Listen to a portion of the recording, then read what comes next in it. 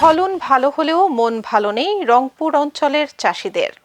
ভরা মৌসুমে আলুর মূল্য ধসে চরম লোকসানের মুখে পড়েছেন তারা। যদিও আলু উৎপাদনের প্রধান অঞ্চল হিসেবে রংপুরের রয়েছে আলাদা সুনাম। বৈরী আবহাওয়ার কারণে এই অঞ্চলে শুরু হয়েছে আলুর পচন। এতে উপায় না পেয়ে রাস্তায় আলু ফেলে দিতে বাধ্য হচ্ছেন অনেকেই। চাষিরা বলছেন উৎপাদন খরচ কেজি প্রতি ১৩ থেকে ১৫ টাকা হলেও বর্তমানে আলু বিক্রি হচ্ছে মাত্র ৭ থেকে ৯ টাকায়। এর সঙ্গে যুক্ত হয়েছে হিমাগার ভাড়া বৃদ্ধির চাপ। এই কারণে অনেক কৃষক আলু সংরক্ষণ না করে বাড়িতে রেখে দিচ্ছেন, যার বড় অংশ পচে নষ্ট হচ্ছে। ফলে বর্তমান বাজারে আলু বিক্রি করে উৎপাদন খরচ তো দূরের কথা, হিমাগার ভাড়া ও পরিবহন খরচ তোলাও দায় হয়ে পড়েছে আলু চাষিদের জন্য।